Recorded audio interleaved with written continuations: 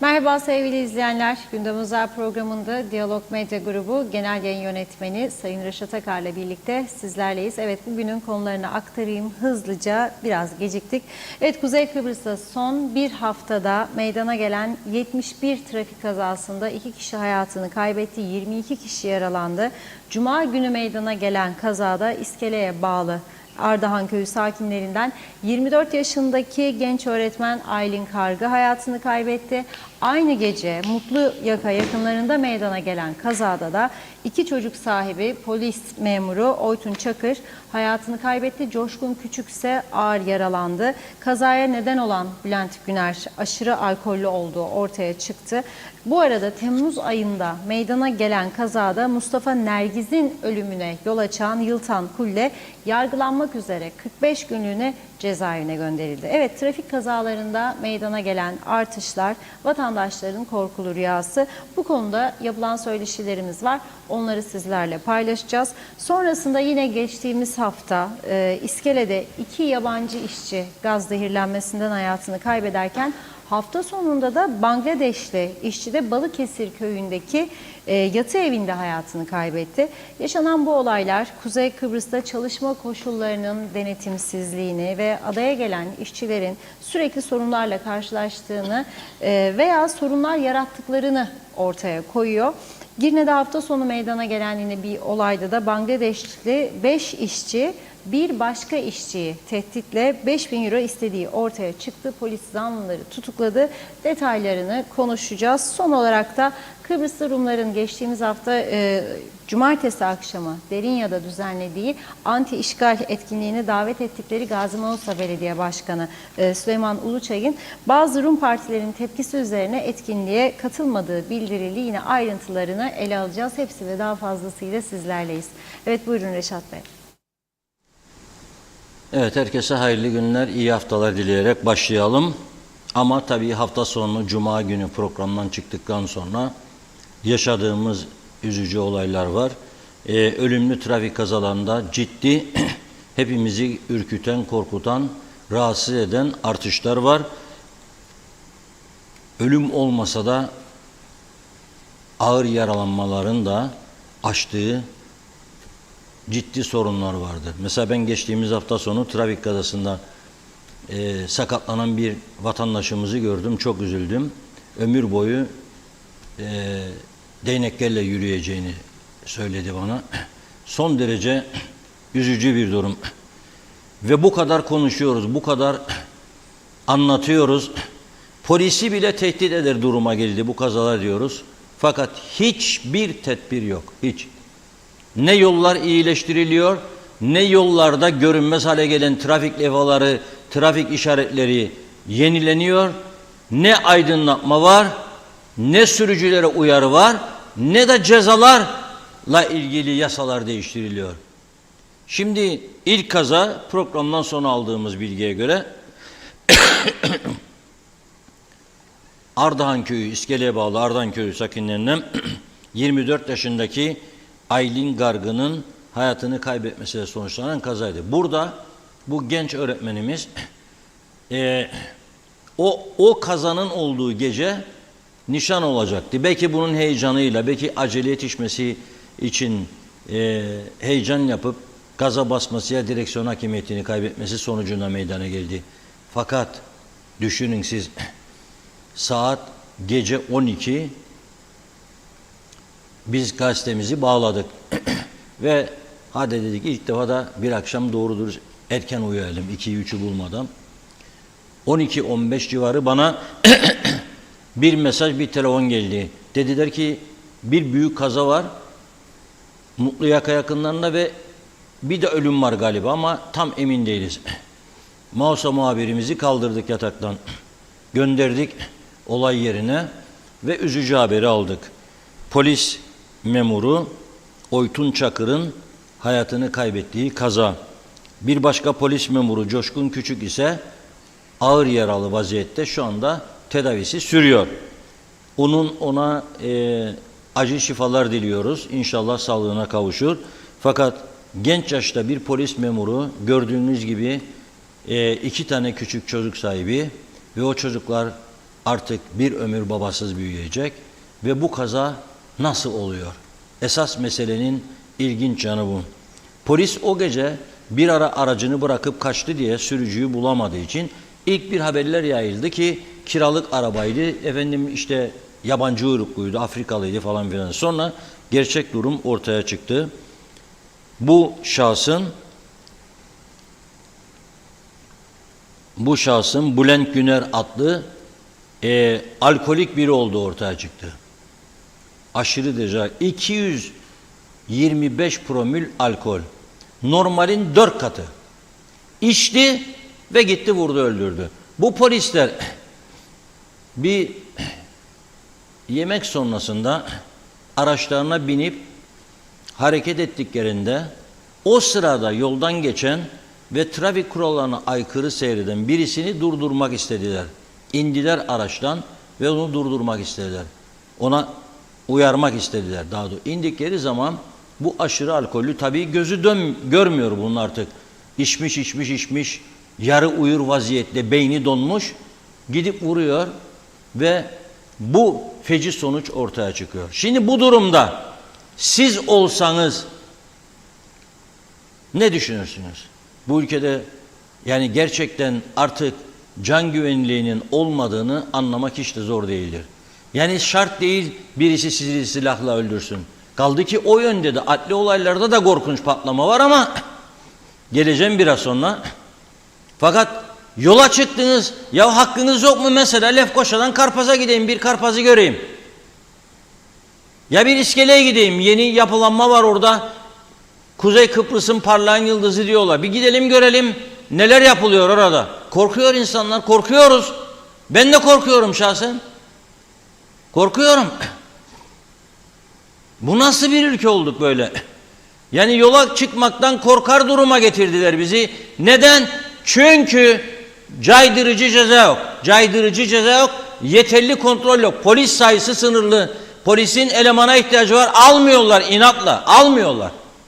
Elektrik kurumuna 75 kişilik münhal ilan ettiler. Halbuki gereğinden çok fazla personelleri var. Ama bu taraftan polisin bir yığın sorunu var. Trafik kazaları var. Ölüm tehditleri var. Şantajlar var. Cinayetler var. Tecavüzler var.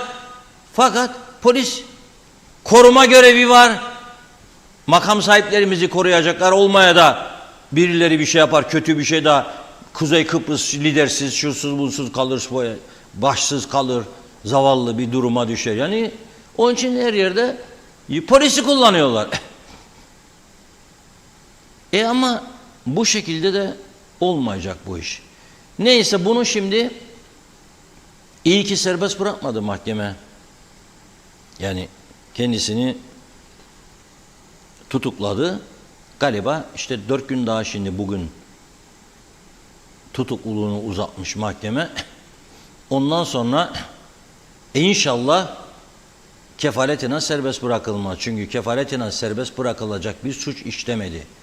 Bir yuvayı söndürdü, bir kişiyi sakatladı, bütün memleketi korkuttu, insanları, yasa boğdu insanları.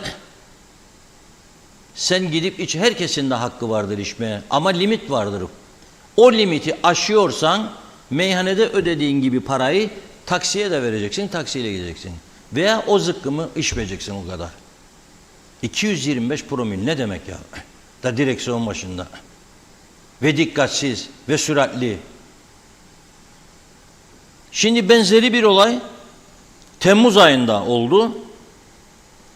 Temmuz ayında 46 yaşındaki bir insanı Mustafa Nergiz'i öldürdü. Öldürdü. Gitti vurdu ve öldürdü. Yıltan Kulle. Onu mahkeme, nöbetçi mahkeme önceki gün 45 günlüğüne cezaevine gönderdi. Şimdi esas konuya geliyorum. Nasıl oldu bu iş? Bu adam 9 kez trafik suçu işlemiş. 2 kez kaza yapmış ve aşırı derecede alkolden yapmış. Ehliyetine el koymuş polis. Ehliyetine el konuldu. Ve buna rağmen bu adam araba kullanıyor. Nasıl olur bu iş? Ehliyet yok. 9 kez kaza yapmış. 2 kez kaza yapmış. 9 tane trafik suçu var. Bu da bir polisin tespitlerinde çıktı. Belki bunun 90 tane trafik suçu var. Belki bu 200-300 kez alkollü sürmüştür. Bu tesadüfen ortaya, kaza yaptığında ortaya çıktı. Ve bu adam gene ehliyetsiz vaziyette araba kullanıyor ve gidiyor bir şahsı öldürüyor. Şimdi mahkeme bunu 45 günlüğüne cezaevine gönderdi. Yargı demektir ki bu 45 gün içerisinde yargılanacak. Peki ne yapacak mahkeme? Mahkeme ne yapabilir daha doğrusu?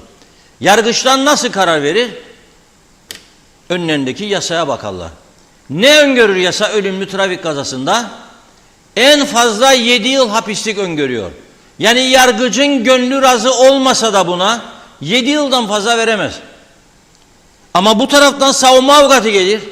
Üzüntülüydü, bilmem eşinden ayrılmıştı, bilmem ne olmuştu, bilmem ne olmuştu. 4 yıl ceza alanlar var bu durumda. 4,5 yıl 4 tane genç fidanı öldüren, mesajlaşırken 4,5 yıl hapislikle kurtulanlar vardır. 4,5 yıl. 4 ölüm, 4,5 yıl hapislik. Bunun sorumlusu, daha önce çok kez söyledim, bugün daha üstüne basa basa söylüyorum. Bütün bunların sorumlusu bu ülkeyi bu şekilde başıboş bırakan ve 3,5 ay tatile çıkan o parlamentodur. Günahları onların boynuna. Hala da bu eskimiş çürümüş yasaya dokunmuyorlar. Nedir engelleyen kendilerini anlayamadım ben. Bu meclis savaş gibidir be bu durum. Savaş gibidir. Daha önce anlattım. Irak'ta iç savaş çıktığı zaman Avusturya'nın Cumhurbaşkanı, Birleşmiş Milletler eski Genel Sekreteri Kurt Waldheim Cumhurbaşkanı olmuştu. Genel Sekreterlikten sonra Avusturya, kökeni Avusturyalı. Ve bir tane vatandaşı kalmıştı Bağdat'ta ve savaş var diye. Saddam Hüseyin'i aradı.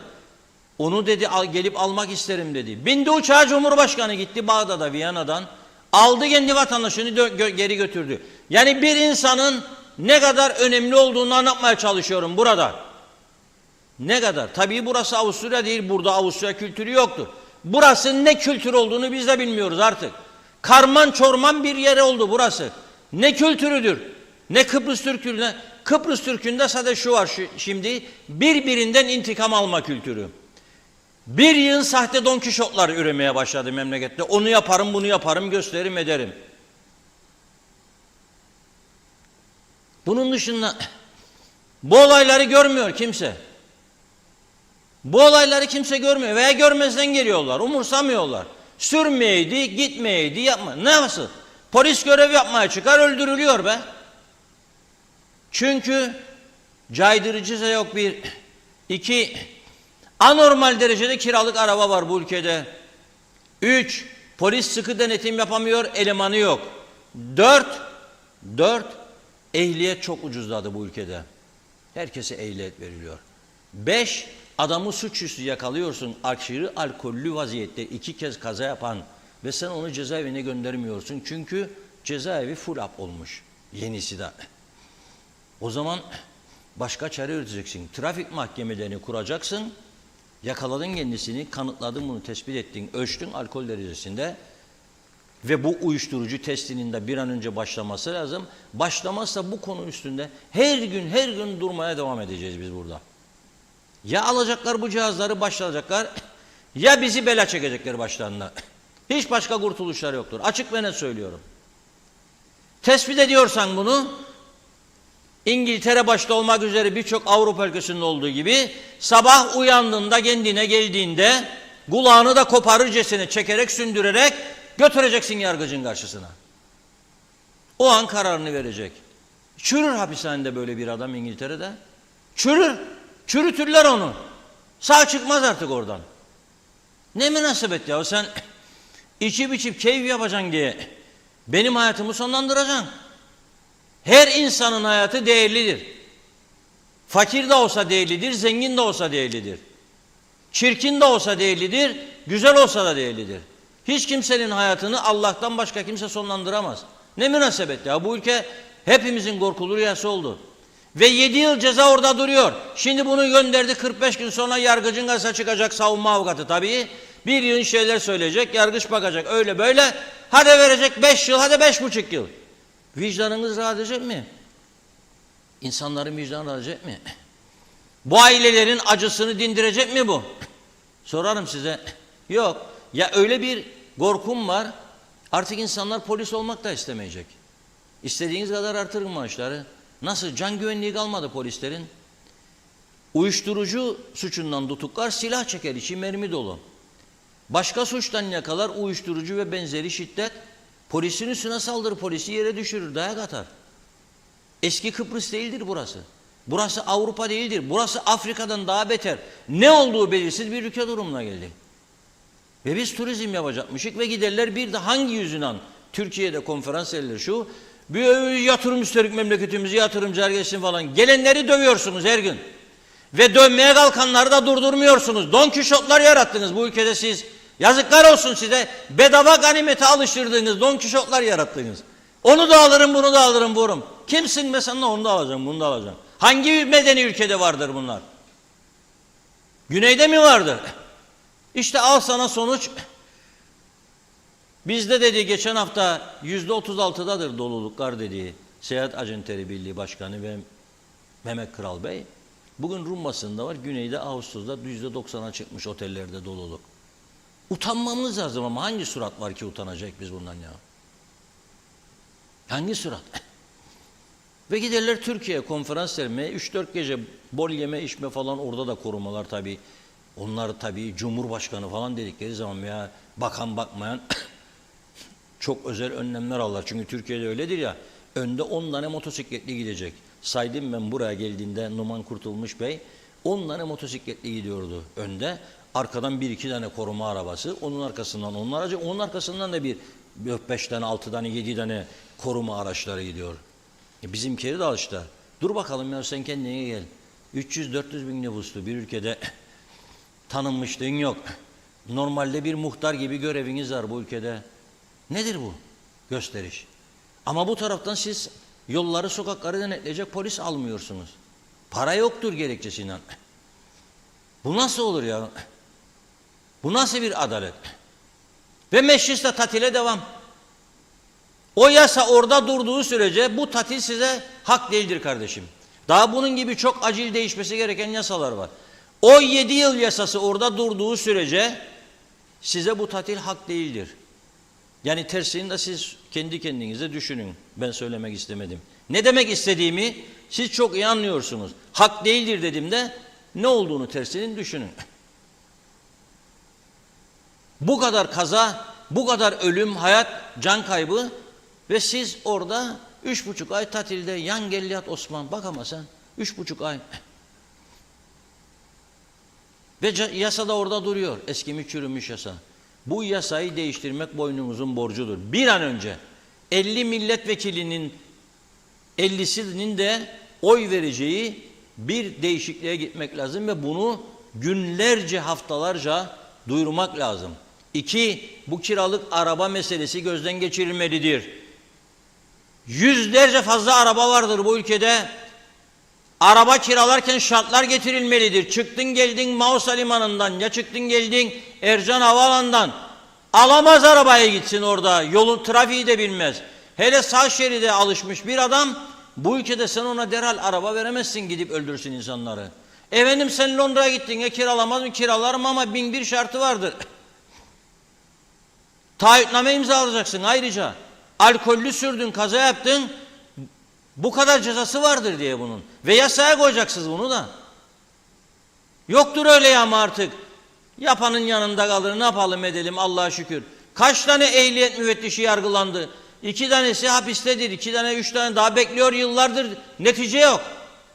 Bu ehliyetler nasıl verilir? Buradakiler için de söylüyorum. 21, 22, 23 yaşında gençler çok kaza yapıyor. Sadece yabancılar değil, sadece alkolikler değil. Nedendir bu? Bir, gençlere sigorta ücretleri sürat arabalarında yükseltilmiyor inatla. 50 kat, 100 kat fazla olması lazım caydırıcı olması için.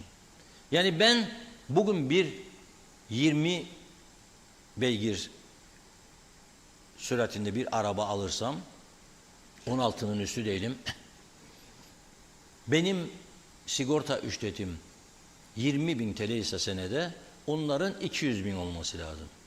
Efendim burası ya istediğin yere koştur be. Bütün Avrupa böyledir. İstediğin yere koştur. Alma o zaman. Benim param vardır, ben çocuğumu alırım. Alamazsın. Alırsan da ödeyeceksin 200.000'i, 300.000'i. 21 yaşında çocuğun altına siz en süratli arabaları veriyorsunuz. Çocuklarınıza Ferrari yarışına girdiniz, Porsche yarışına. Yazıklar olsun. Nereden geldik, nereye? Hiç onları hesaba katmıyorsunuz da çocuğuma Porsche alacakmışım, Ferrari alacakmışım, sevinsin. Hangi yolda sürecek be Ferrari'yi? Her hafta ben 1-2 lastik patlatıyorum. Her hafta. Yollar rezalet bir durumda. Bütün yollar. Nasıl konuşuyorsunuz böyle? Ve bunu yapmıyorlar inat ve ısrarla, bu ülkeyi yönettiğini iddia eder, yapmıyorlar bunu. Yolları tamir edecek kaynak yaratmıyorlar. Ve yaratmadıkları için de bugün bu sıkıntıları çekiyoruz işte. Rezil bir durum ya. Rezil bir durum. Evet, buyurun kullanalım. Mesajlarımıza çok teşekkür ederek her zamanki gibi hızlıca başlayalım. Evet, Gürkan Giritli iyi yayınlar diliyor. Erol Hasan da Melbourne'den selamlar demiş. Salih Taşkın Yaradan'a kul. Derinya ile Monsa'nın kardeş şehir ilan edilmesini kutlarım. İyi yayınlar dilerim. Lord Turizm ve Rehberlik bereketli kuru yemişleri evlere servis başlamış. Bizlere de iyi yayınlar diliyor. Mehmet Uluçaylı da kolay gelsin dedi. Lord Turizm, Allah'tan rahmet yaslı ailesine sabırlar dileriz. Sözün bittiği yerdeyiz. Çok üzgünüz. Mekanları cennet olsun, rahmetli olan tüm gençlerimizin. Ahmet Halil iyi yayınlar diledi. Aile Rıfat en büyük cezayı almalı diyor. Lord Turizm, trafik canavarına verdiğimiz canlar kadar koronaya, kansere bu kadar can vermedik yazmış. Evet, Famagusta Rental 10 kişi üstünüze sürer diyor. 1 saatlik yolda sarhoş. Ergün Rahat, helal olsun Reşat Bey. Hep doğruları aktarıyorsunuz ama duymaz bizim idareciler.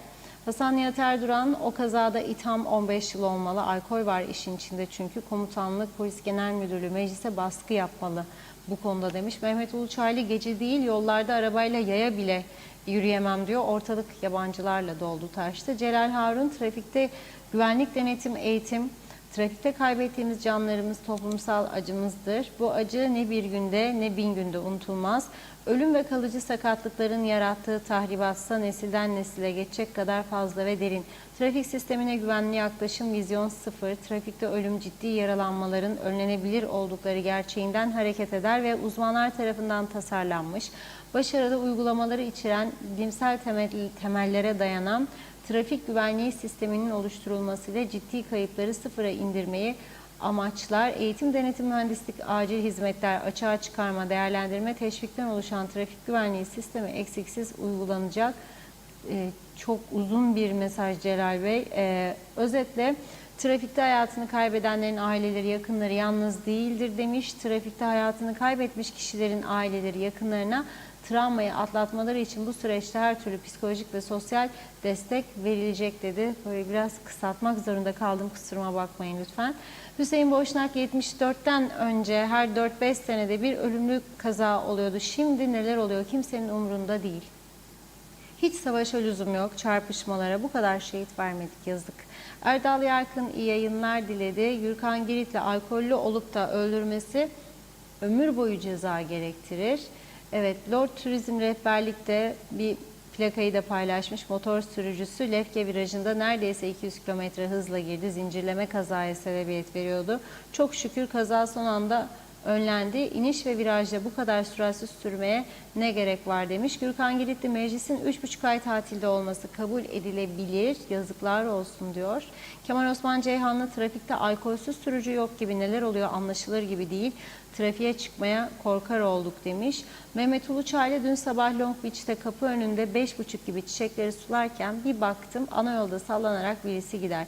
Kenara geç, basacaklar seni dedim abi. Ta Girne'den gelirim, ayaklarım tutuldu dedi. Yaklaş dedim, su tuttum, elini yüzünü yıkadı, yürüdü, sallanarak kayboldu. Düşünün, yollarımızda ne kadar kendini bilmez, kaçak ve evsiz dolaşmaktadır.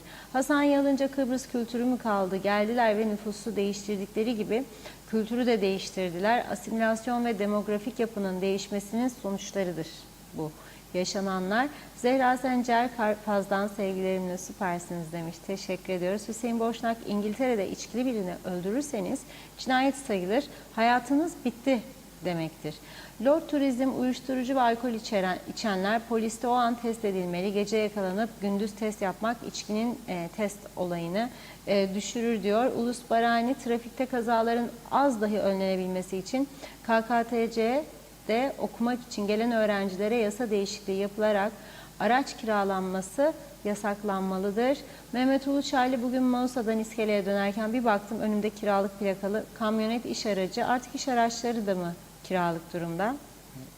Cemener, Sayın Arıklı bu sabah katıldığı canlı yayında Kuzey Kıbrıs'ta ehliyet sahibi kişi sayısının 100.000 olduğunu söyledi. Hepimiz biliyoruz ki yılın herhangi bir gününde Kuzey Kıbrıs'ta en az 750.000 kişi bulunmaktadır. Toplu taşıma sistemine sahip olmayan 750.000'lik bir ülkede yalnızca 100.000 sürüş ehliyetine sahip kişi bulunması anormal bir durumdur demiş.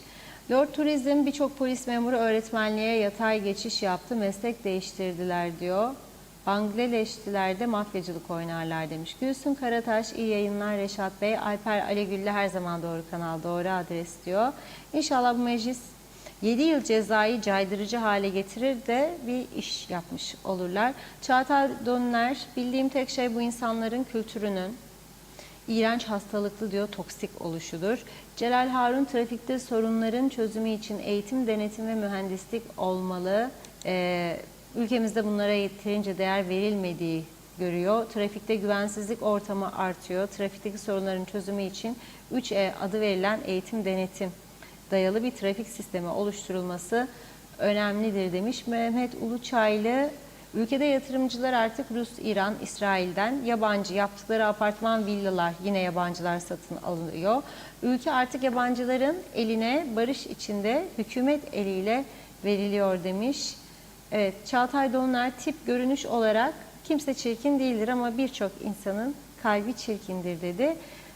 Oktay Şölen, Reşat Bey, özürlü ve sosyal yardım maaşı alanlara artış yapılmadı. 8.100 lira maaşa insanlar geçinemiyor. Çalışma Bakanı kendi maaşı çok olduğu halde bizden önce artış aldı. Bunlarda onur varsa istifa ederler demiş. Bir iki mesaj daha okuyup ara verelim. Ferda Küçülmez de, memleket bitti, 3 maymunlar bitirdi. Yazıklar olsun. Hasan Nihat Erduran, Türkiye haricindeki yabancılar Kıbrıs Türk'ü ne uyumda zayıftırlar. Muhaceret çok denetimi olmalı. Üniversiteler dahil çalışma da denetlenmesi şart. Ahmet Ulubay'da derken azıcık kaçırdık gene. Bulacağım şimdi. Ahmet Ulubay'da diyor ki, Necdet Mavi Gözlüğü okuyalım. Buldum. Ahmet Ulubay, Afrikalı öğrencilere ehliyet verilmemeli. Ayrıca yüksek alkol kullanımında ehliyet iptal edilmeli demiş. Sayar Aker, selamlar. Pahalılıkla şikayet koşturanlar arabalarla sürat atıyorlar. Biri arkadan vurur, diğeri arkadan dar ve çukurlu yollardan dedi. Fikriye Oğlak da, yazık oldu polisimize, 2 tane çocuğu öksüz kaldı, çok acı. Ailesinin canı yandı. Burada Avusturya'da alkol testi yaptırıyorlar. Alkollü tutuklarlarsa hapse çok sıkı bu ülkede demiş.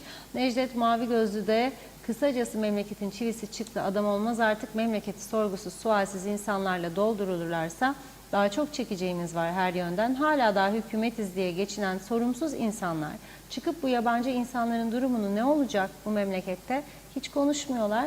Buradaki insanların %99'u talebe değil, artıyorlar. Uyuşturucu aldı başını gidiyor. Hiç duymadığımız insan kaçırma olayları günlük normal duruma geldi. Tümünü defetsinler demiş. Bıktık her gün yaptıklarını dinlemekten. Sonunda birbirimizi yiyeceğiz bu memlekette dedi Necdet Bey. Daha var ama sonrasında devam edeceğiz yine. Reşat Bey buyurun. Şimdi bir tane video gelecek biraz sonra. Bugün çekilmiş. Arkadaşa da çok teşekkür ederim Gadara Medya'ya. Oradan gönderdiler bana. Bakar mısınız, bu giden kamyona bakar mısınız? Nasıl gidiyor? Bakın. Ve uyarmışlar kendisini ama kimseyi takmıyor. Bakın.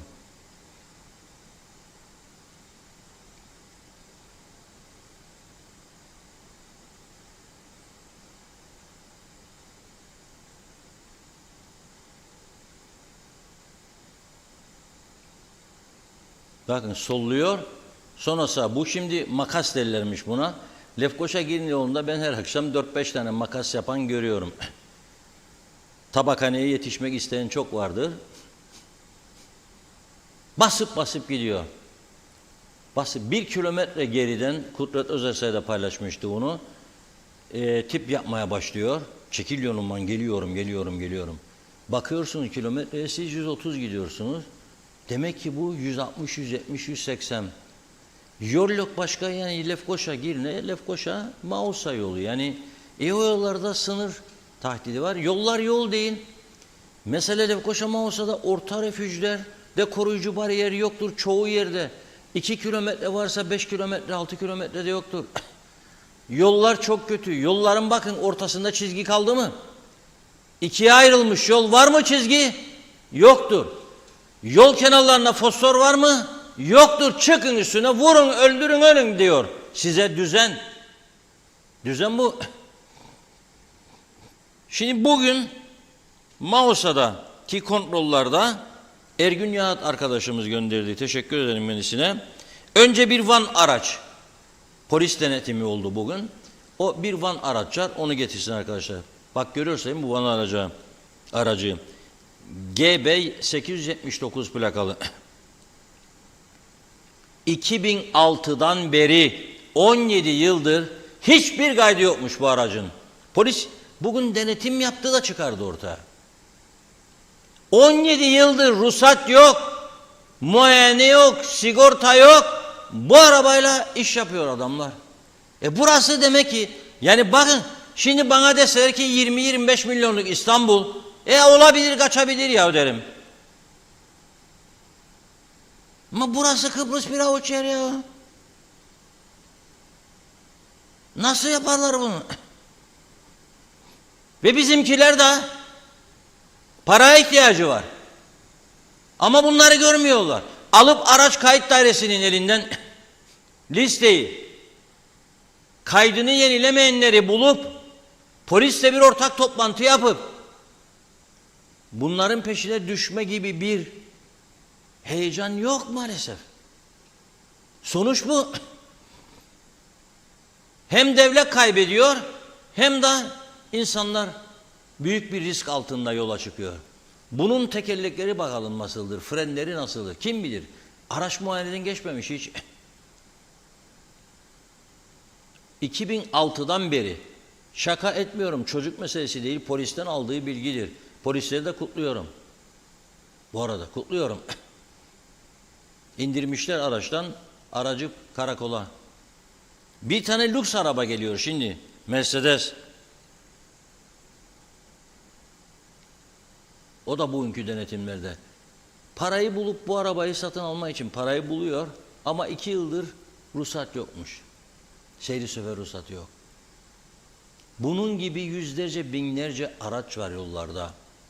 Bu devlet her zaman söylerim ya, devlet devlet olsa veya kabile kabile olsa veya ne bileyim çiftlik yönetimi gibi hareket etse, bilse çiftlik yönetiminin nasıl yönetileceğini, bu ülke para artırır, yollarını da yapar, trafik kurallarını da uygulatır, aydınlatmayı da yapar, polise her türlü teknolojiyi getirir ayağına ve para artırır. Ama bu ülke öyle bir hale getirildi ki kaçakların, hırsızların, vurguncuların, dolandırıcıların yaşadığı bir ülke oldu. Buna nasıl göz yumuyorlar anlamış değilim. Yazıklar olsun derim sadece. Sonra da bir doktorumuz yazdı. Bir basit meseleden, mesela organ bağışı yapacak, ne bileyim gelecek Kıbrıs'a, taksici tuttu da taksiciye parasını ödedi diye diyor bana. 10 yıl hapislik öngörülmüş. Çünkü oradan suç yakalamaya çalışıyor. Ama adam öldürüyor öteki taraftan, 7 yıl en fazla hapislik. Sizin yasalarınız, onun için söylüyorum, çürümüş, eskimiştir, miadını doldurmuştur. Aynen parlamentonun miadını doldurduğu gibi. Bu parlamento şu anda bu ülkenin parlamentosu değildir bence. Görevini yapmıyor. Şovun dışında hiçbir şey yok ve tatilin meclis başkanı 3-4 tane korumayla gider. Ben isterim alarm zillerde çalsın. Polisin var ya Türkiye'de böyle önceden yol açar. O şafak nöbeti gecesi gördüm. Zavallı bir polisi koymuşlar motosiklete. Şimdi arabalar 7-8 kilometre, 5-6 kilometre kuyruk olmuş. Herkes sinirden ölüyor. Ben de dahil yani. Orada Lapta karakolu var. Bütün polisleri yollamışlar. Yol açsın, açamıyor. Çünkü arkadaşlar şafak nöbeti varmış. Yemek ikram falan filan diye. Ve %90'ında vatandaş olmayan, şafak nöbetinin ne olduğunu bilmeyen, yani 20 Temmuz'u bilmeyen, sadece işte orada ikramlar falan olduğunu duyduğu için hüzün bilelim, ne koparırsak, yersek, içersek. Zavallı bir memleket durumundaydık. Bir baktım, orta yerde iki aracın ortasından bir polis motosikletli sağa sola vurma vaziyetinde sallana sallana kornasını çalıyor. Arkadan da bir otobüs geliyor. Şimdi otobüsün iki aracın arası sığacak yeri yok. Diyor ki insanlara kenara kaçın, kenara kaçın diyor. Durdum ben otobüs şoförü. Ne yapıyorsun ya sen dedi. Biz dedi misafirleri taşırız dedi. Sen de eksik olasın misafirinle dedim. Nereye giden madem ortada yeri yok. Kaçın kenara diyor. Polis benim için gider önde diyor. Bu düzen mi ya? Ya bize bütün milli ruhlarımızı falan da darbeliyorsunuz. Sahte bir şeye soktunuz her şeyi ya. Bütün inançlarımızı, önem verdiğimiz değerleri yıpratıyorsunuz ya. Bu değildir bir düzen bir insanın. Yani ben ülkemde o getirdiğin barış harekatının huzur ve güvenini hissedemiyorsam, burada yaratılan kötü düzenden dolayı. Burasını karıştırmayın Türkiye'nin bilmem ne vilayetinden falan beyler, arkadaşlar. Orada öyledir de burada böyle polis isteni vurur devir. Yoktur böyle bir şey. Burası Avrupa'dır. Ve Avrupa kalacaktır. Sizin yüzünüzden buranın gittikçe daha kötü bir Afrika olmasına elbet bir gün dur diyecekler, insanlar çıkacak. Yapmayın bunu ya. Vicdan azabı çekeceksiniz sonra. Yani bir etkinlik yapacaksanız insanları rahatsız etmeden yapacaksınız. Onları mutlu ederek yapacaksınız. Onları da oraya çekmeye çalışacaksınız. Yok ki bir şarkıcı koyup oraya gelin de ikram da vardır beleşe dağıtılacak falan diyerek insanları hiç ilgisi olmayan vatandaş olmayan işçi statüsünde 20 Temmuz'un ne olduğunu bilmeyen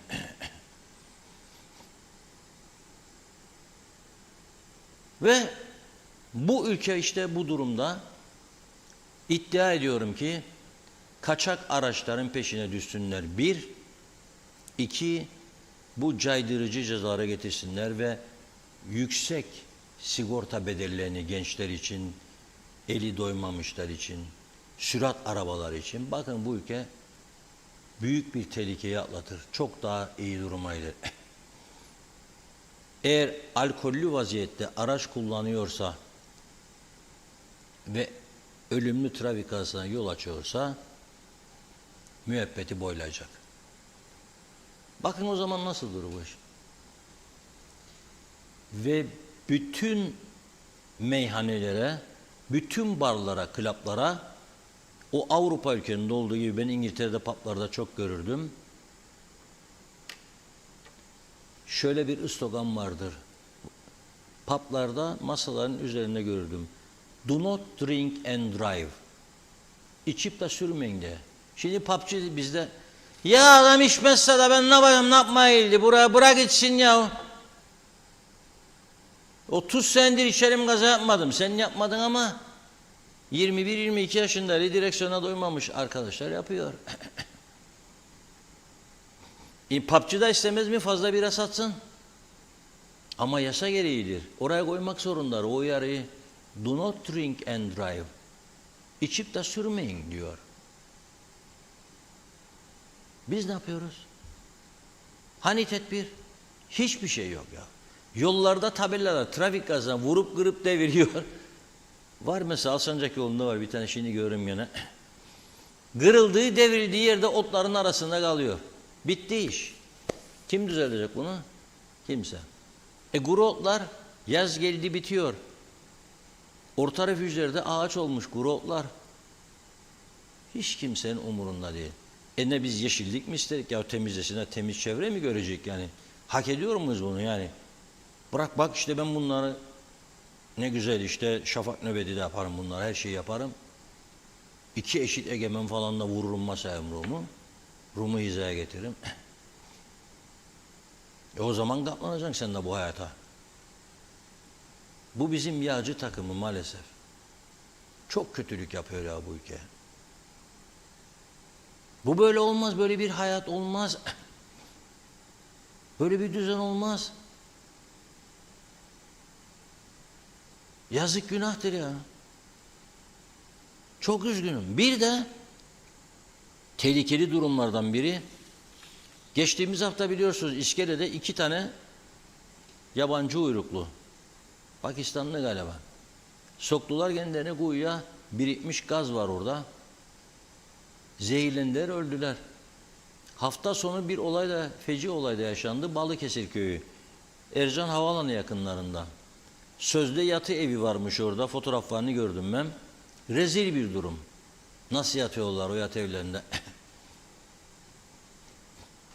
Onlardan da bir tanesi ölü bulundu, ikincisi de hastaneye kaldırıldığında öldü. Onlar da gaz kaçağından ölmüş. Yani bu ülkeye eğer işçi getiriyorsanız, çalışma izni veriyorsanız, ikametgahını soracaksınız ve denetleyeceksiniz. Çalışma Bakanlığı'nın memurları, sigortanın memurları bunları denetleyecek. Yok ki beni gelip denetlersiniz ki adanın tekrar üzerine bas. En iddialıyım, en dürüst kurumudur. Her şey gerçek beyanla. Ve beni gece gelecek 4 tane bir de müfettiş buraya. Da kaçak var mı bakacak, çünkü eleştirdim ya da yol gösterdim kendilerine, bir haber verdim kayıt dışılıkla ilgili de ceza verecek bana, gösterecek günümü. Buraya müfettiş yollar 4 kişi de, onlar da gelecek böyle çağıracak adamları, getir bakayım senin çalışma iznin var mı yok mu? Benim burada ilerimde yüzlerce Afrikalı var, uyuşturucu bölgeleri var, yerleri var. Kimse gitmiyor oralara.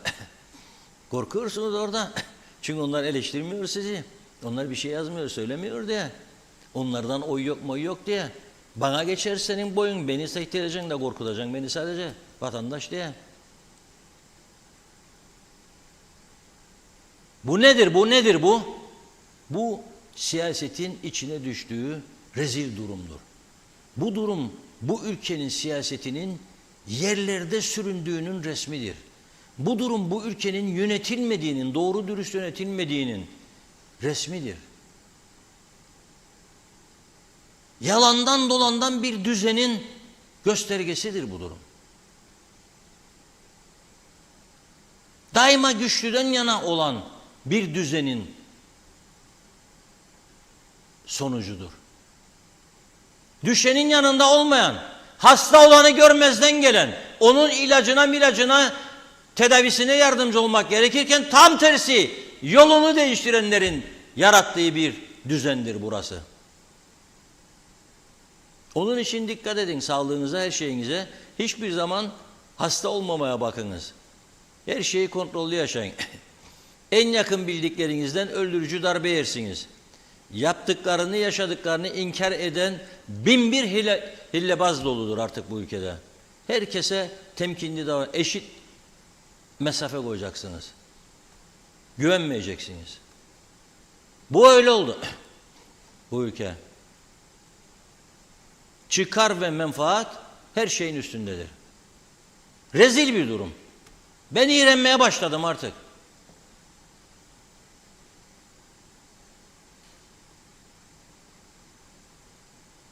İşçilere getiriyorsan bu ülkeye onlara doğru dürüst yaşam koşullarının sağlanmasını mecbur edeceksin. Bunu başarıyla yapan binlerce kişiye kaliteli lojmanlar tahsis edenler var. Onları da görmezden gelip ya da cezalandırmaya çalışıyor. Bak nereden buldu bu paraları da yaptı derler.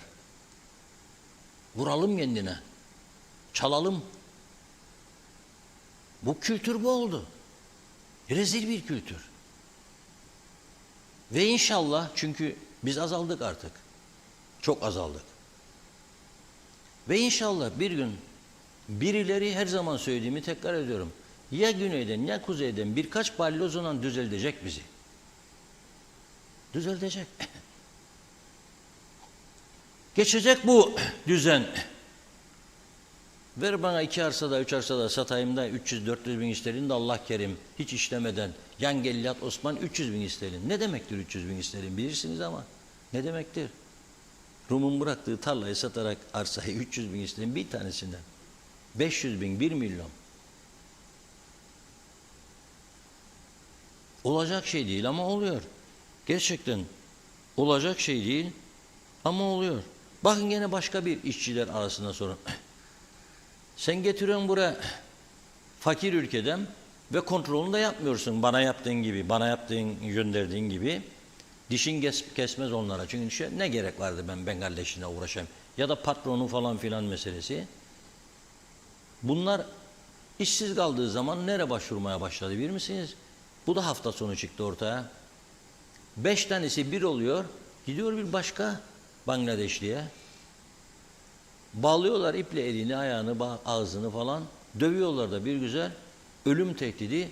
Açıyorlar ailesine telefonu. Konuş diyorlar. Ya 5.000 euro yatacak bu hesaba ya da seni öldürecek.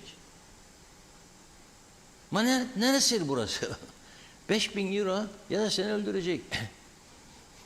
Bunların açlıktan ağzı koktu. İşsiz güçsüz kaldılar. Kimse farkında değil. 7 yıl 8 yıl kaçak memlekette kimse farkında değil. Çünkü denetim yok. Bunları yakalamaya meyil yok.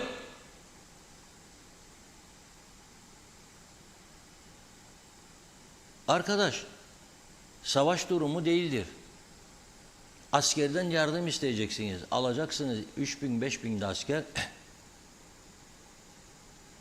Sivil kıyafetlerle mahkeme emri alarak bütün yatı evlerini, ada çapında her şeyi, pansiyonlar, lojmanlar hepsini denetleyeceksiniz. Kira mukavelesini isteyeceksiniz. Getirmezsat kira mukavelesini, ev sahibini bulup davayı okuyup götüreceksiniz yargıcın karşısına. Artık bir düzen. Ha bunu yapamıyorsanız zaten o zaman boşuna konuşuyoruz demektir. Ya yapabilenlere devredeceksiniz, o da olmayacak. Ya da bizleri buradan göndereceksiniz, rahatlayasınız, kalacaksınız.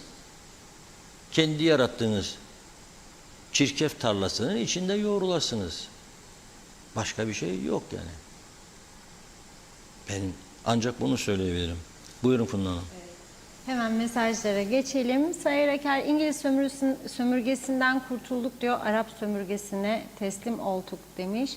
Mehmet Uluçaylı, trafikte uyarıcı, yön gösterici levhalar çemberin sıfır noktasına konuyor. Yabancılar gideceği yere rastgele. Biz de tehlike içinde araç kullanıyoruz. Siyasiler yurt dışında görmüyorlar mı uyarıcı levhaları? Hanife Dursun, kolay gelsin demiş. Hamit Bağlama, ayaklar baş oldukça sistem oturmaz dedi. Zalihe Şerifoğlu, Reşat Bey, bizim kültürümüz birbirinin arkasına okşadın mı her şey tamam. Gerisi ne isterse olsun. Menteş Çağla iyi yayınlar diliyor. Sayar Aker, sıcaklar bastı kavrulduk, biraz da su versin devleti şahane. dedi. Abey Hüseyin, Türkiye'de Derince Limanı'nda büyük patlama oldu. 8 milyon ton arpa, buğday, nohut, mercimek, un deposu piyasadan bir dakikada yok edildi. Ayşe Güner Mertcan, selamlar. Bu anlattıklarınızdan dolayı bizden kıskanıyorlar. Buralı Güner Bey'in mesajı. Hasan Nihat Erduran, ambargolar 60 yaşında dedi. Ne haber? Böyle ekonomi olmaz diyor. BM uyur, hepimizi uyutur. Hilat Siva, bu ülkede zenginin daha zengin, fakirin ise daha fakir olacağı bir düzen yarattılar. Emir Ali Tatlıdil, yol yok, her gün yeni arabalar gelir. Elektrik yok, her gün yeni ev yapılır. Ehliyeti olmayanlar nasıl olur da araba kiralar? Daha yazacak çok şey var. Yücel Barbaros, şans eseri yaşanan bir ülke KKTC yazmış. Nahir Kortik, ben de oğlumu 6 yıl önce kaybettim diyor. Torunlarım babasız büyürler, kimin umrunda? Abey Hüseyin, onu okuduk. Sibel Serin, iyi haftalar, iyi yayınlar diledi. Kader Akyollar, en büyük suç Bakanlar Kurulu. Sebebini sorarsanız yurt dışından gelenlere araba kiralar, yol sokak bilmeyenlere yazık değil mi? Polisimize, öğretmenimize kaç ailenin daha canı yanacak? Yazıklar olsun böyle hükümete, saygılarımla. Gaye Kök, gerçekten ülkenin getirildiği durum bu kadar duyarsız kalınmasını anlamak mümkün değil. E-Devlet gelecek de ülkeye girişler kontrol edilecekmiş. Ülkedekileri çok kontrol ettiler de kaldı gelecek olanlar. Behlül Konaklı, 5 dakika içinde 3 kere elektrik kesilen bir ülke büyüsün KKTC. Hüseyin Koltan, doğru gerçek haberin adresi, iyi ki varsınız saygılarımla diyor. Nurullah Kılıç, ülkeye girişlerde 2 hafta turist vizesi versinler. Bakın bakalım diyor, artık gelirler mi ülkeye? Girerken 2 ay çalışıp gidiyorlar. Burada yaşayan iş arıyor. Yana direkt, ben ağır vasıta şoförüyüm, okul otobüsü. Geçen sene rotam Girne merkezde. Bir sene içinde 10 yaş birden yaşlandım. Bu sene şimdiden pazarlığa başladım. Bu rotaya vermesinler beni diye. Bu gidişle bir sene içinde emeklilik yaşıma girerim. Bu trafik stresi yüzünden. Barnabas Hakan Panter, iyi yayınlar diliyorum. Engelliler ölüme, açlığa terk edildi. Ortopedik Derneği'nden neden hiç ses çıkmıyor? Sadece memura zam var, hayat pahalılığı var. Biz ne olacağız? Metin Maraşeli, 4 yıl evvel neredelerdi? Yol yoksa seyir sefer de yok yazmış Metin Bey. Evet, Lord Sigorta, tüm araçlar kayıtlı. Hangi araç sigortalı, hangi araç oturuyor, hangi araç yolda, hepsi kayıtlı. Bunlara ulaşmak kolaydır. Mehmet Uluçaylı, sürekli yazıyorum. İskele Long Beach'te çemberde gece polis kontrolünü bilen kayıtsız araçlar, Mercedesler, Audi'ler diyor peş peşe, daha nice eski araçlar, hatta yoğurtçu bile evrakları tamam olmadığından başka yollardan geçiyorlar demiş. Fatih Aztekin, iyi yayınlar diledi. Sevgi Konaç, sesimizi duyurduğun için teşekkürler Reşat Bey. İçinde bulunduğumuz duruma yazıklar olsun. Nereye kadar böyle gidecek? Her gün ölüm, her gün kaza, Allah rahmet eylesin demekle olmuyor. Cezalar caydırıcı, ağır şekilde para cezası verilmezse veya parayla aldığı ehliyeti elinden ömür boyu alınmazsa olmayacak. Ne demek 18-20 yaşında hız yapan arabalar, büyük jipler sürer. Avrupa'da gençler böyle arabaları sürmek için sigorta şirketlerine ödemeleri imkansızdır demiş. Nurullah Kılıç, büyük firmalara dam getiriyor. Bangladeş, Pakistan ön izin yollayıp kişi başı 7.000 euro. Gelen adam parayı veriyor, ülkeye yasal sokuluyor ama asıl insan kaçakçılığı bu, onun için ülke doldu, bunu bilmiyorlar mı demiş. Ahmet Mahşeker'de, memleket kötü yönetildiği için hiçbir tutacak geri kalmadı. Pahalılık aldı gitti, marketler her biri fiyatlar. İnsanlar nasıl geçinecekler? Her gün zam demiş. Hasan Nihat Erduran'ın mesajını anlayamadım. Celal Harun, artık yeter diyor, dayanamadım. Gün hatta saat geçmiyor, trafik kazası haberi duyalım. Küçücük adaya bu acılar çok büyük. Bunlar trafik kazası değil, cinayettir. Gerçekten yeter. Yollar tarla, yol aydınlatması var ama hiçbiri yanmaz. Kavşaklar standart dışı. Çift şerit yollarda çember, ışık olmayan yolda hiç yok. Yol kenarındaki reflektörler ya hiç yok ya yetersiz. Çizgi yok. Trafik kurallarını bilmeyen turist ve öğrenci diye memlekete doldurulan yabancılar da var diyor. Sorumlusu hükümet edenlerdir. Peşkeş çeken, yolsuz ihaleler yandaşlarını besleyen bu kukla hükümet olan biten her şeyin sorumlusudur. Canım yanıyor bunları yazarken, ancak artık dayanacak gibi değil. Pırıl pırıl gençlerimizi, insanlarımızı her gün öldürüyorlar. Bakım onarım yapacağına külliye senin Neyine? Memleket dökülür. Külliye parasıyla ülkenin bütün yolları yapılırdı ve daha bir sürü şey. Hükümet istifa demiş Celal Bey. Hasan Nihat Erduran işgal istila derken yeni mesajlar geldi. Kaçtı orası? Bakıyorum.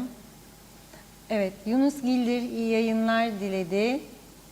İsmet Sencer harikasınız diyor. Hatice Momin de iyi yayınlar dilemiş. Zehra Sencer yollar kötü, hele Karpas tarafı yeni yapılmış diyorlar. Çizgileri yok, uyarıcı levhalar, bariyerler yok.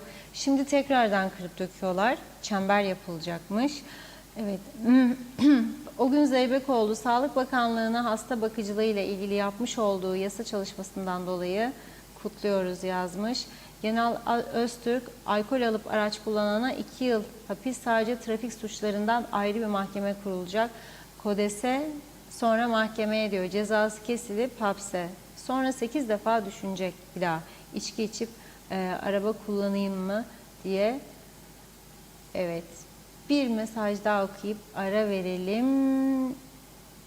Evet, Turgay Gezen, bu ada yarısı bu şartlar altında istenilse bile doğru dürüst yönetilemez. Rahmetli Özker Hoca'nın davul bizim omzumuzda, tokmak başkasının elinde sözü boşuna söylenmiş bir söz değil. Bu söz durumumuzu anlamak isteyenlere her şeyi anlatan bir sözdür. Bu nedenle çözüm ve AB hukuku diyoruz. Bunun dışındaki her şey anlamsız ve gereksizdir demiş Turgay Bey. Devam edeceğiz yine mesajlara. Buyurun. Birilerinin canını alan sürücüler 7 yıla mahkum ediliyor. Nasıl değerlendirirsiniz bu durumu? Sıfır. Ne olmak Ye- lazım? ye- ömür boyu. Ömür boyu. Çünkü herkesin canını alıyorsun. 7 yıl olur mu? Olmaz. Ömür boyu hapse. Ömür boyu hapis. Adam Siz içmiş, oturmuş dümünün başına geldi benim canımı aldı. 7 yıl olur mu? Benim günahım ne? doğru bulmuyorsunuz yani. Hayır.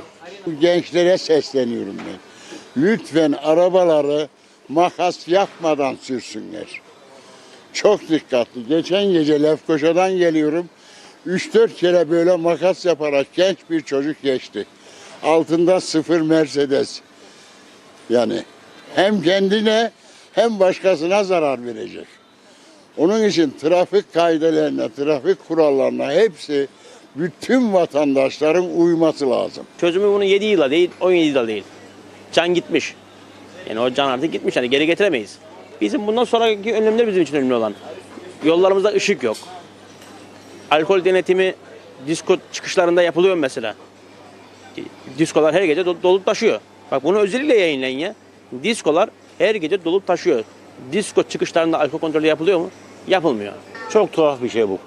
Yani bu ömür boyu yatması lazım. Cinayet. Bile bile cinayet işliyor. 7 yıl asıyor. Tabii.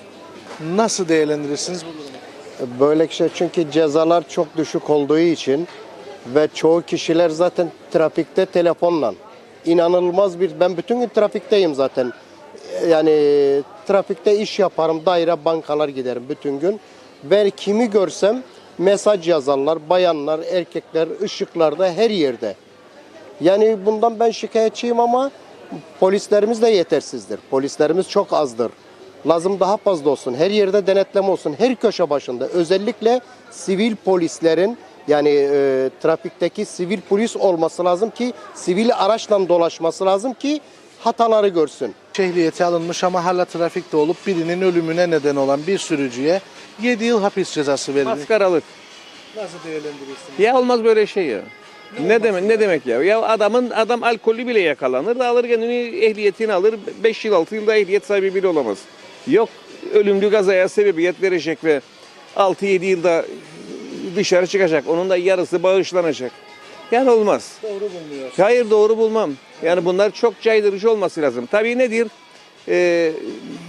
Ufak cezalara, ufak suçlara daha büyük ceza vermezsen, daha büyük suçlara daha büyük ceza veremem. Yani bu bir emsal gibi alır yolu gider. Herhalde bunun yasası yok. Yasa olmadığı için de hakimler bir şey yapamıyor. Defter yazmazlar. Karada kaplı defter ne yazarsa hakim de onu yapar. Yani meclisin çalışması lazım ki bu yasaları yapsın. Bu yasalar yapılacak, caydırıcı olacak. Öyle para cezasıyla bu iş olmaz. Adamı sokacaksın içeri kardeşim. Trafiğe çıktığınız zaman kendinizi güvende hisseder. Hayır, hissetmem. Ne oluyor trafiğe çıktığınızda? Ya şimdi trafikte saygı yok. Yani tali yoldan çıkan var. Tali yoldan çıkana öncelik yani bir hak vermek lazım. Yani yavaşlamak lazım. Onun çıkmasını müsaade etmeniz lazım. Veya karşıdan gelir tali yola dönecek. Durup beklemeniz lazım. Dönsün ki arkadan trafik açılsın. Bunu yapan yok. Özellikle Mausa bölgesinde. Bak Lefkoşa'da bu daha iyidir. Lefkoşa'da daha dikkatlidir, saygılıdır şoförler. Saygı gösterirler. Fakat bu Mausa bölgesinde özellikle bu saygıyı göstermiyorlar. Hissetmiyorum ama dikkatli gidiyorum. Çok dikkatli.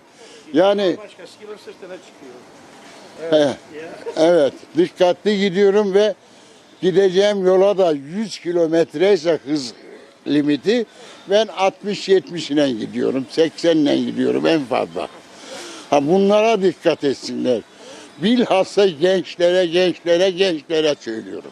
Trafiğe çıktığı zaman kendimi güvende hissediyorum. Yani çünkü ben gündüz trafikteyim. Gece çıkınca ben de tedirgin oluyorum. Etmiyorum. Ne oluyor? Yolda giderken ne hissediyorsunuz? Her an karşıdan biri gelecek, yüz yüze vuracak. Çünkü çok dikkatsiz şoförler var, çok. Çok dikkatsiz. Yolların durumu? Yolların durumu da kötü. Bir de sürat, bir de içerler, çekerler de galiba o Beytabal'dan. Bolu'da da böyle ya, ne olacak? Ya geçen gün 2 tane polis, biri vefat etti, biri yaralı. Kendimi güvenli hissetmem. Çünkü niye? Arabamda zaten ben kamerada koymuşum. Kayıt yapar. Çünkü nasıl ispat edebilirim? Kameram var ki en azından çekim yapıyor bütün gün. Öyle trafikte yani çok zordur. Gerçekten çok zor trafikte. Hele bu arada daha çok arttı insanlar. Araçlar daha çok arttı. Dikkatsizlik daha çok. Ve ehliyet sürücüler de çok. 80 kilometre, 1 kilometre yukarı geçmem. 1 kilometre yukarı geçmem 80 kilometreyi. Karşıdan gelebilecek tehlikeler sizi... Benim elimdedir emniyet. Emniyet benim elimdedir. Ben emniyetimi katiyen kaybetmem. Direksiyon hakimiyetini kaybetti. Be 200 kilometrede hangi direksiyona sahip olacaksın be sen? Ha? Git olan 80'de 90'da da 10 dakika sonra git gideceğin yere.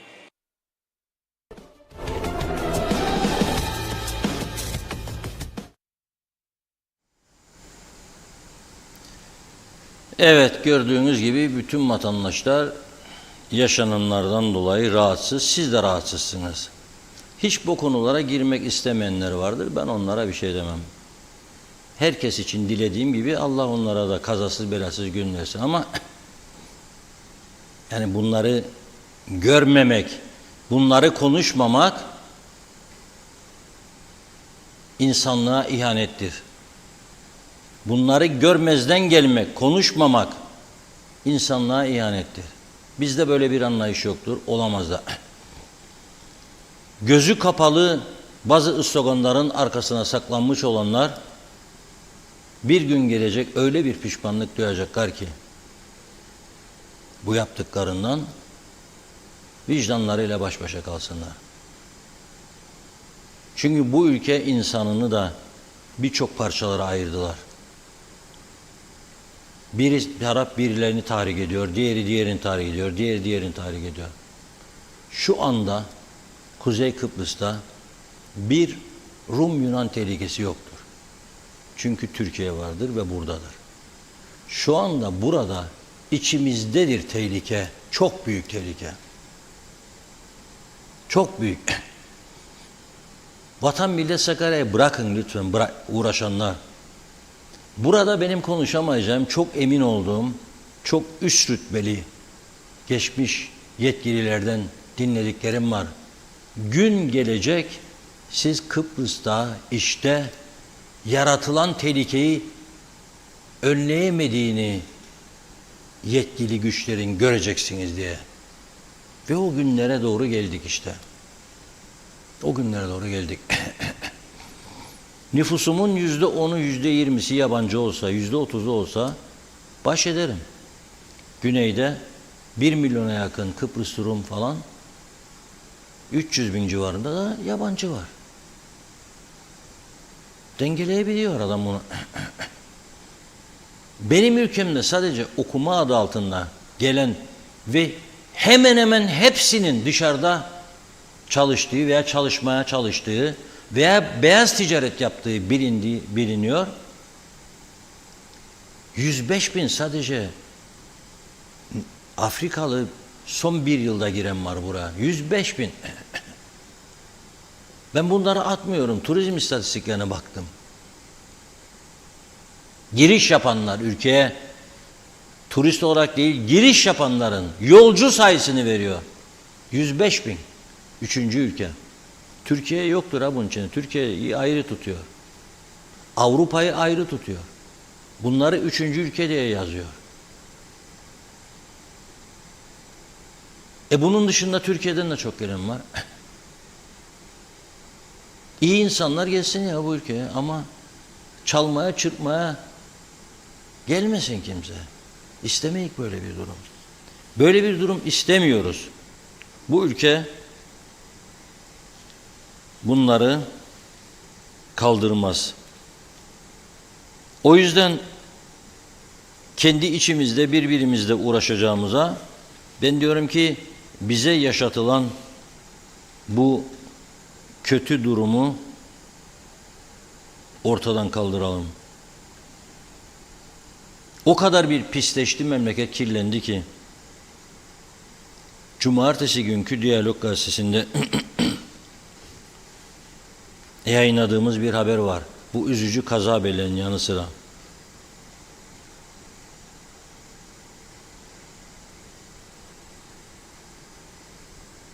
Arkadaşlar çektiydi cumartesinin, görecekler. Böyle hoca sakallı bir terbiyesiz var orada.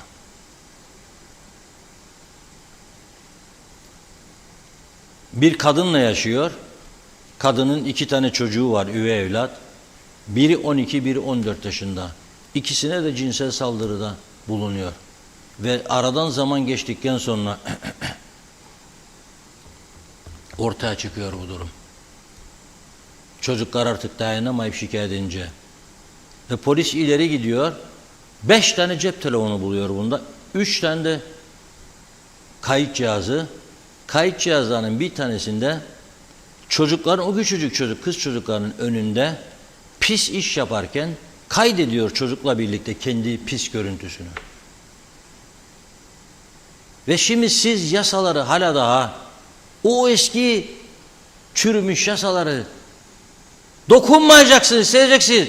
Onun için derim tehlike burada iştedir be kardeşim, işte. Bu kadar pislik, ahlaksızlıklar oluyor bu ülkede. Bu kadar pislik, ahlaksızlıklar. 1200 evlilik, 1050 boşanma. Boşanmış olanlar çok dikkatli olmanız lazım. Yeni bir sevgili bulursunuz, bulun tabii ki. Çocuğunuz da var kucağınızda. Bak ne güzel amcan, işte bilmem ne amcan veya bilmem ne yengen. Ondan sonra bakın neler olabiliyor. Çocuklarınızı ateşe atmayın. Kendinizi atıyorsunuz. Atanlar çok. Ama bari çocuklarınızı atmayın. Sonra çok üzülürsünüz. Ama geri gelmez kayıplar. Çocuklarınızı ateşe atmayın. Ahlaksızlığı belgelenmiş, teşkil edilmiş. Bütün insanların bildiği kişiler çocuklarınızın yanına götürüp tanıştırmayın. Siz alem yapacaksınız, zevk yapacaksınız diye o zavallıları ateşin içine atmayın. Çünkü bu kadar boşanmanın olduğu bir ülkede travma yaşanıyor demektir. Travma. Ve dikkat edin, koronadan sonra bu travmalarda ciddi artışlar var. Ha bu korona mı yaptı bize, aşılar mı bilemem. O bizi aşar. Ama çok ciddi sorunlarla yüzleşmeye başladığımız bir gerçek. Kötülerle birlikte harmanlanmış iyiler maalesef kötü sonuç doğuruyor. Ha bunu nasıl düzeltebiliriz? Bunun için girişler çok sıkı bir kontrol altına alınmalıdır. Denetlenmelidir, artırılmalıdır denetimler. Herkes her an suç işlediği takdirde yakalanabileceğini bilmelidir. ve caydırıcı cezalar olduğunu bilmelidir. Üniversiteler mecbur edilmelidir. Okula gelenlerin kaydını tutup gelmeyenleri iç işlerine, muhacerete, polise bildirmek zorunda olmalıdır. Bunu yasal hale getirmek zorundadır hükümetler. Aldın okuluna getirdin diye bana her ay düzenli rapor vereceksin ve ben de raporu alıp geleceğim ve soracağım, getir karşıma bakalım o Gadimu içeride mi değil mi? O Gadimu'nun bugün dersi yok. Ne gün vardır? Yarın mı? Yarın gene buradayım. Yok bana göndereceksin 4 tane müfettiş. Kaçağın var mı diye diyalog mekdanına. Bunları ne yapmazsınız ya siz? Bunları ne yapmıyorsunuz? Soruyorum size aylardır. Niçin yapmıyorsunuz? Engel nedir? Çağırın bir televizyon programına, sorun, cevap budur. Benim memurum mu var da yapacağım bunu? Öyle mi? O zaman kapatın dükkanı, gidin evinize. Memurun yoksa kapat dükkanı, git evine. Zaten başından beri söylüyorum. Bu ülkeyi ben yönetsem birçok daireyi anında kapatırım. Mahkemeymiş gider, istediğin yere git. Magaryoz'un sarayına kadar koştur. Adaletsiz bir düzenin içinde tehdidinle, şantajla mı yaşatacaksınız biz ya? Aha üretemiyor, aha yapamıyor, aha batırdı, aha çaldı. Yapanlara bir şeyi verdikleri zaman da altından fitneyi fesat ararlar. Ha onun döneminde böyle olduydu da o böyle yaptıydı da bak şimdi de bilmem ne. Gidin be işinize. Batırdınız memleketi, vatan millet Sakarya nutuklarından. Yalan dolanınan, hırsızlığın üstüne konarak. 40 yaşında 38 yıl üzerinden emekli, 30 sene 40 sene emekli maaşı çekerek devletten, o 20 sene çalış 40 sene de emekli maaşı çek. Hangi güç dayanabilir buna? Brunei Sultanlı olsa bile dayanamaz be buna. Ve hala daha hiçbir önlem yok, düzeltme yönünde bir şey yok. Ne yapalım, verilmiş haktır, geri alınmaz. Neyi alamam be ben sana hakkı? Aynı evin içine 200 bin lira girecek. Ya 180 bin ya 170 bin. Daha öte taraftan yüzlerce insan işsiz sokaklarda gezecek. Ve özürlülere sen hala daha hayat bağlı artışını vermeyeceksin ha. Süründüreceksin 4 bin 5 bin lirayla. Sen engelli vatandaşlara ha. Ve bana gönderecek fotoğrafını sadece bir ilaç 2600 lira, 5000 lira maaşa. Nedir bu düzen ya? Yeter artık ya.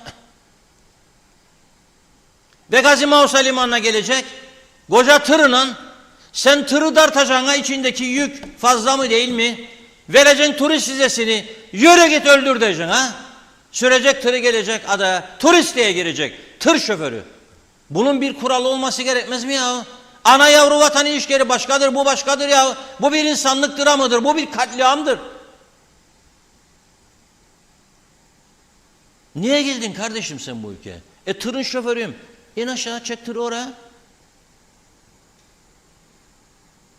Bu tırın kime indireceksen o firma mecburdur getirecek yerli şoför. En az 20 yıllık ehliyet sahibi. Kuralı koyacaksın oraya. Ben bugün Girne'den gelirken Lefkoşa Ciklos kenarında tır gördüm. Çıkamadı yokuşu, kaldı kenarda. İyi ki devrilmedi. Ve o tırı geçen başka tırlarda gördüm. Yanından geçer onu. Onlar da ağlaya ağlaya çıkar. Yemin ederim felaket kapıdadır ha. Ağlaya ağlaya çıkarlar. Kaldıramıyor yükü, çekmiyor. Ve turizm limanı dediniz, Girne turizm yolu tam içine ettiniz şimdi. Tam içine ettiniz. Ne bir kural, ne bir denetleme, ne bir şey. Ya siz eskiden araçların yükünü ölçerdiniz, kamyonların, tırların. Fazla buldunuz mu çekerdiniz kenara, indirirdiniz direksiyon başından. Şimdi niye yapmıyorsunuz bunları? Nedir engelleyen sizi? Biri telefon açar da, abi ya bizim şoförü de falan da bak da bırak da gitsin. Neyi bırakacağım be? Neyi bırakacağım? Gitsin insanları öldürsün. Burası öyle bir ülke mi yani? Ama oldu, böyle yaptılar işte maalesef.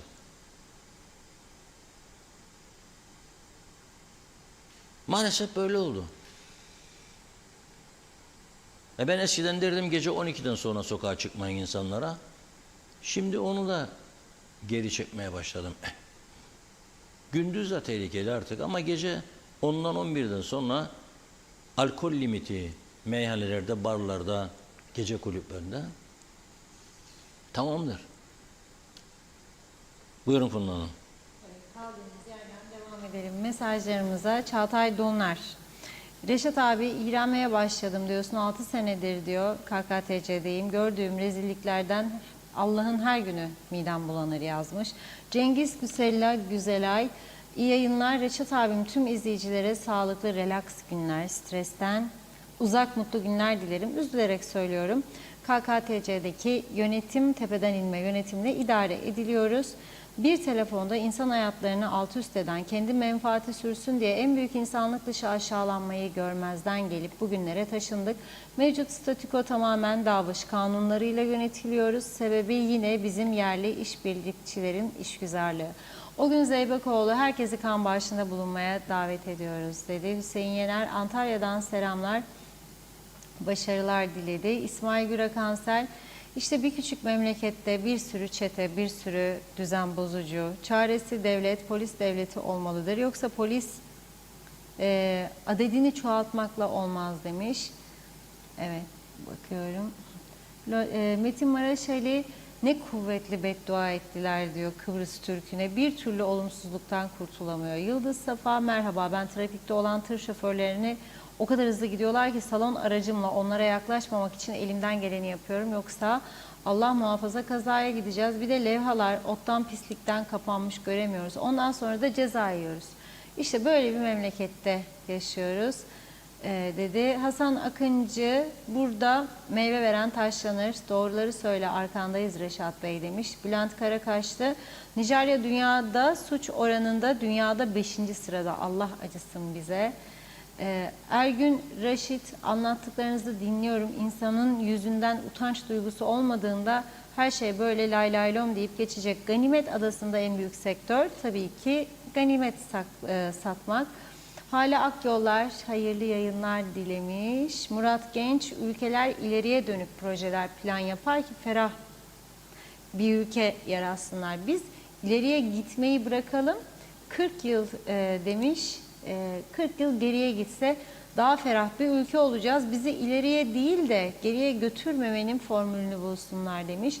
Cengiz Güselam, eğitimsiz kişileri kesinlikle trafiğe çıkarılmaması gerekiyor diye düşünüyorum. Cezalar caydırmaz böylelerini demiş.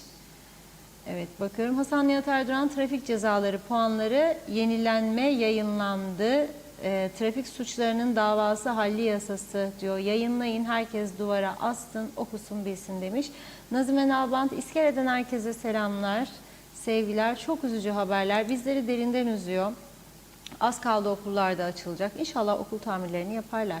Yine okullar açılmazsa geçen sene gibi olmasın demiş. Çocuklar derslerinden geri kalmasın. Sizlere de kolay gelsin diyor.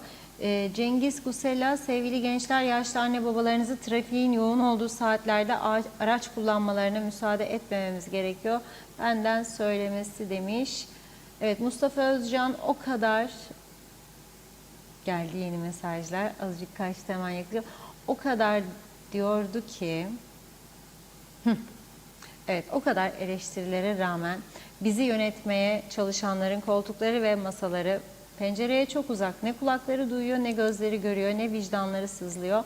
Tarihin en kötü günlerini yaşayan KKTC'de her taraftan felaket rüzgarları esiyor. Onarılmaz yaralar daha da derinleşiyor ve hiçbiri pencereye yaklaşıp dışarıdaki felaketi görmek, duymak istemiyor. Maalesef değneksiz köyümüz KKTC'de kısa dönemde çözüm gözükmüyor.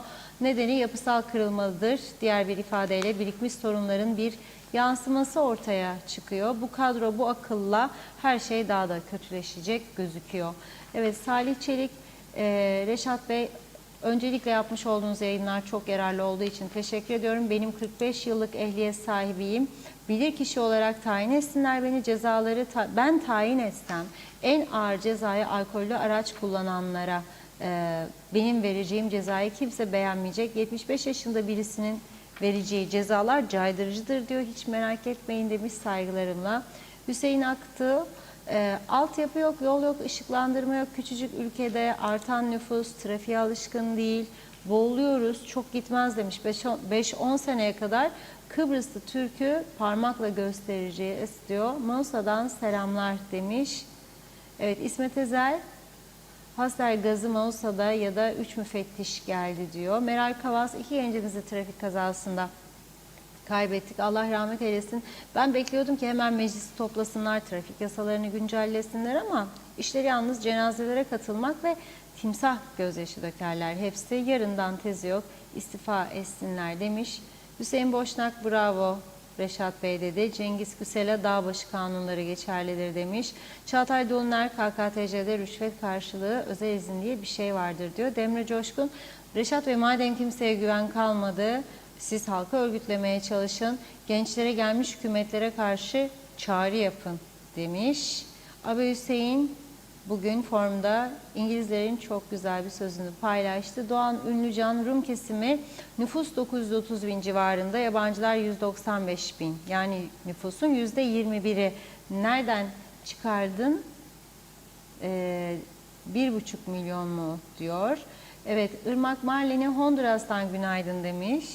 Evet, Turkan Gülkemal de memleketi sözde yönetenler hükümet deprem için önlem aldılar mı dedi. Evet, bir mesajımız daha var. Evet, Hasan Kasapoğlu'nun mesajı. Reşat Bey selamlar demiş. İlginçtir diyor. Her zaman benim mesajlarım geçilirdi diyor ama yazdım diyor özelden. Kuzey Kıbrıs'ta tatil mi dediniz? Asla. Her gün bitmeyen bu olumsuzlukları söyler duruyorsunuz. Hiç mi psikolojiniz bozulmuyor demiş. Size ve sağlığınıza da yazık demiş Hasan Kasapoğlu. Bakıyorum daha var mı yeni gelen mesaj? Zannediyorum tamamladık. Teşekkür ediyoruz. Buyurun.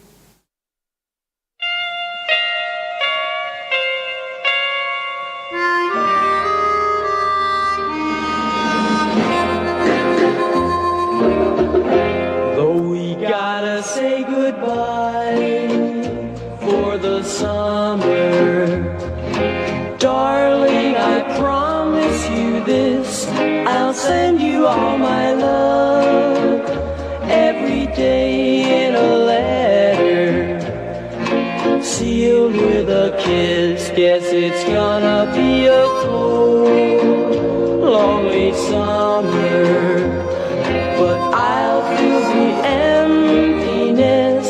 I'll send you all my dreams every day in a letter, sealed with a kiss.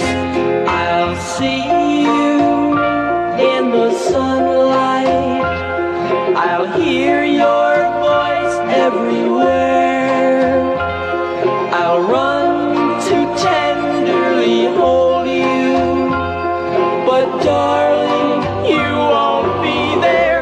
I don't wanna say goodbye for the summer, knowing the love we'll miss. Oh, let us make a pledge to meet in September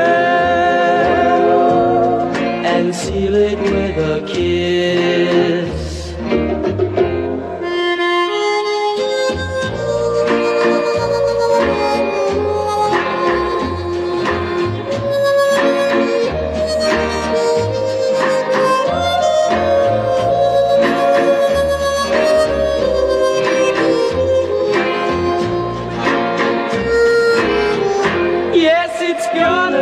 A cold, lonely summer, but I'll fill the emptiness. I'll send you all my love every day in a letter, sealed with a kiss, sealed with a kiss, sealed with a kiss.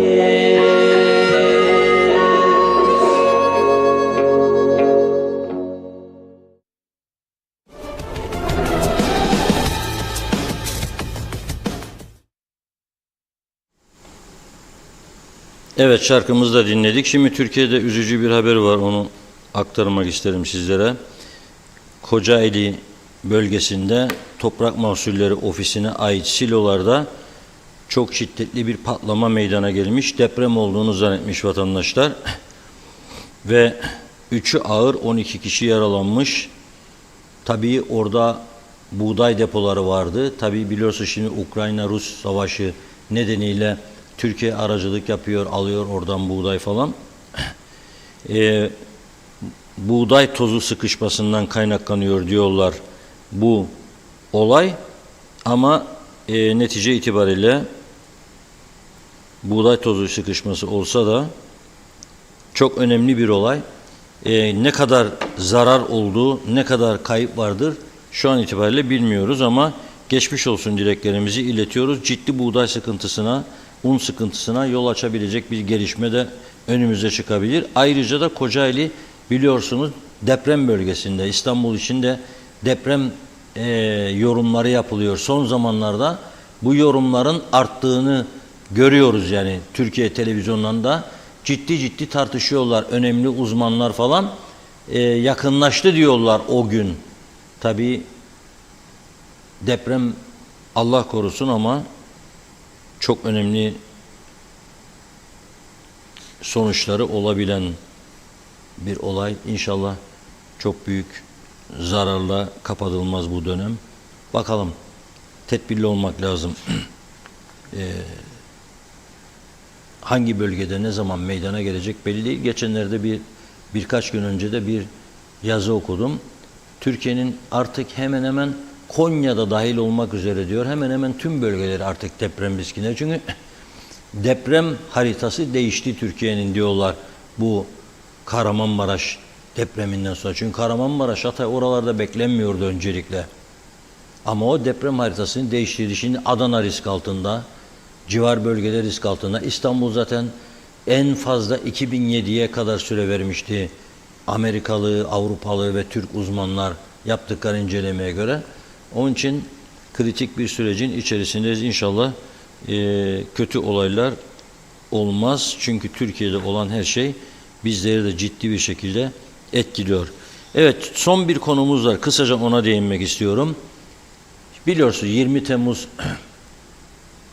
haftası 14 Ağustos. Yarın Erenköy direnişinin yıl dönümü. Yarın Erenköy'ü biraz konuşacağız hem başka konuları. Vatan Millet Sakarya konularına konuşacağız yarın. Bunun arkasına sarılanların yarattığı şehitler için ortamı da konuşacağız yarın. Hep birlikte konuşup daha güzelinin bulunması için, yanlışların düzeltilmesi için konuşacağız, konuşmak zorundayız.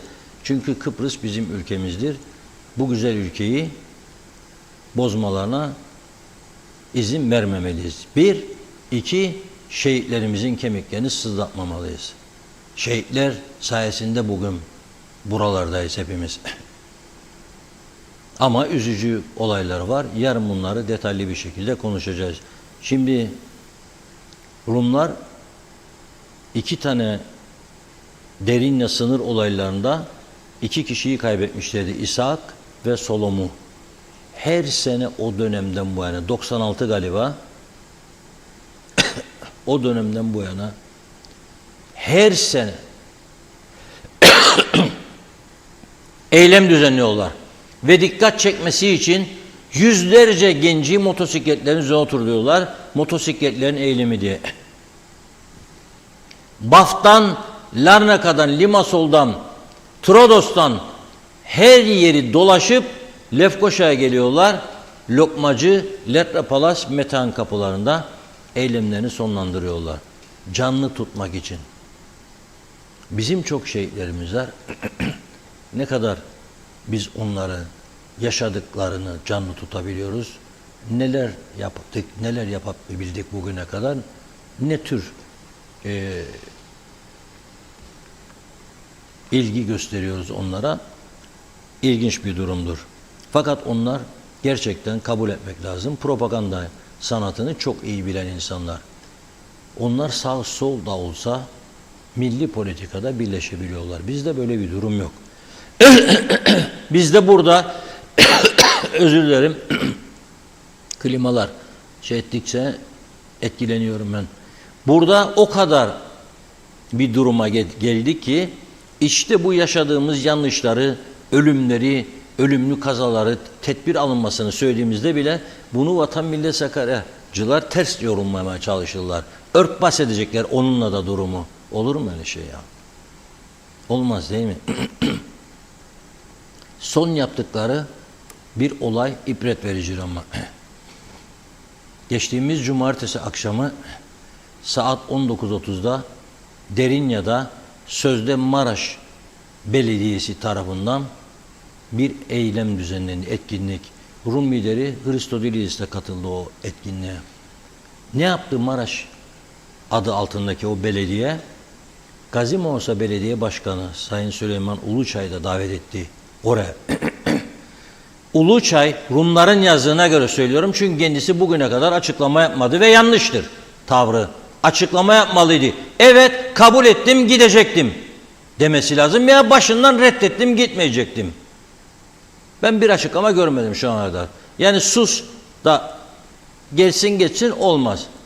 Bir karar verdiyseniz cesaretle savunacaksınız. Rumlar diyor ki kabul etti. Fakat sonradan kendi işlerinde tepkiler oluşunca faşist elam, Babadobullo'nun partisi Faşistiko ve sözde sosyalist faşizmin dik arası EDEK, bu üç parti istemedi gitsin Süleyman Uluçam'ın oraya. İşgal bölgesinin belediye başkanı sen getireceksin bize buraya dedi.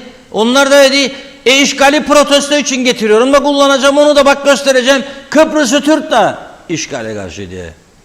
Rum'un Provençalı mıydı ama kendi işlerinde parçalandıkları için gitmedi oraya. Bu çok önemli bir olaydır. Çok çok önemli. Fakat bakıyorum bizim siyasetin gündeminde hiç yok. Hiç. Şimdi şeye bağlıyorum ben bunu. Yaz aylarındayız ya düğünler çok yoruluyorlar. Hafta arası düğün var. Bazı gece yemin ederek söylüyorum 4 tane 5 tane düğüne giderlermiş. Ya biz de tabii seviyoruz bunu. Mesela gelin tarafı sorar damadın tarafa. Gelecek mi der? Söylemeyeyim ismini.